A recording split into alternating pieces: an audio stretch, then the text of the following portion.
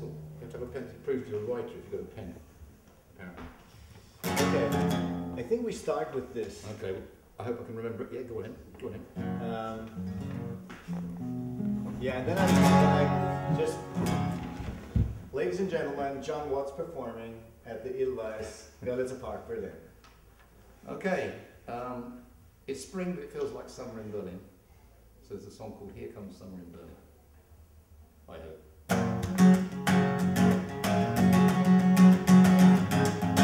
Got a sort of clippo-y type feel to this summer. Here comes summer, summer in Berlin. My girlfriend's angry, 'cause it's raining down in Cannes. But I'm lucky, I crashed 100 miles an hour, and I'm singing, and I'm not pushing up the flowers. I've seen buskers in the S-Bahn, I've seen crazy people blowing, I've seen rent boys out on roller skates, 8:30 in the morning, and drivers in Mercedes with pink and purple wigs, who shouted out something nasty about evil fascist pigs. Here comes summer, oh summer in Berlin. My girlfriend's angry, because it's raining in the south of France. I'm lucky, I crashed at 100 miles an hour, so I'm singing, and I'm not pushing up the flowers. I've seen buskers in the S-Bahn playing lots of Paganini. I've seen crazies in the stairwell who ask for lots of money. I've seen red boys out on roller skates 8:30 in the morning, and some drivers in Mercedes with pink and purple wigs who shouted out something about black and fascist pigs. Here comes summer, here comes summer in Berlin. Woo!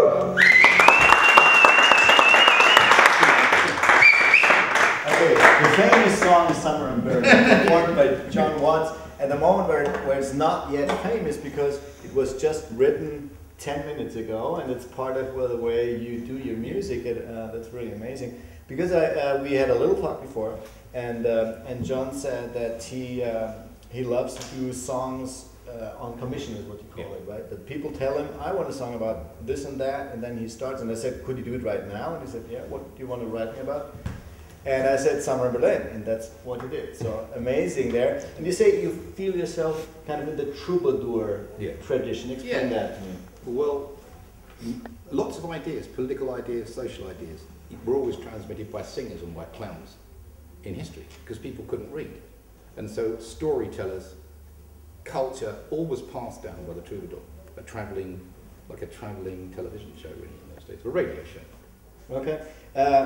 Talking about politics, I was, when I was younger, I always loved your band, Fischer Z, which also sold millions of copies. And there I already noticed that you always had that slight political edge in it. You have the song Multinationals. When we were just talking, you said that one reason why you do your music in a very special way is that that way you get around working with multinational record companies. So apparently you have been political for all this time. Yeah. Has it changed, like the way you were a political rock star or pop star in the 80s, and you're a political artist now? Has the surrounding changed, or the way you approach it since then? Yeah, I think so. I mean, people have said to me that I don't write political songs anymore. And the reason is that in the late 70s, early 80s, it was about political slogan. It was a punk time, so everything was like, bah! Like paper headlines. And everything gets more subtle. So yeah, I mean, the mode by which you present political ideas is different. And it's great fun when the world starts falling apart. It's fantastic, as you can comment on that. Okay. And so you feel a lot better with that more subtle tone that you use now than you would if you just would. I think what happens is, if you've got an idea, people get into music, or they get into a creative idea, and then you can transmit a more subtle political idea within that. Okay. So it's much more fun. Yeah. Excellent.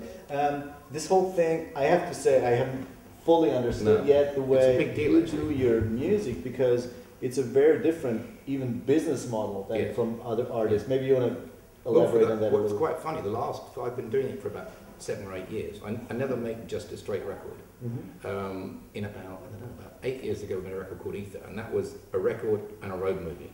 And then I just had a song. So I had the songs, and I recorded the songs myself. Then I went around the world with a tape recorder and a computer, and I recorded everybody and made a collage album and made a film. Then I did an album which was called Real Life Is Good Enough, and that had a poetry book, and it had also short stories with it. So it's always a multimedia approach. What's quite strange is things go around, business and creative things go around. And at the moment, everybody's like, oh, you're doing this because you've got to work out a new way of working because it's, the credit crunch and music is, and really, I mean, that's what I've been doing for 6 or 7 years, so maybe it's the things that are coming in my direction. One thing you said about the songs that's quite important is obviously I can write a quick song like this, and it's rather flippant. If I do a commission piece for somebody, some of them are really serious. They're about, I've done songs from everything, obviously, from people's weddings to political things to really sad things, so if they're coming to terms where they've lost somebody. So it's like really, there's an intensity to it. It's a sincere thing. It's not a joke. But I mean, these things are a lot of fun. So doing something, it's like Calypso.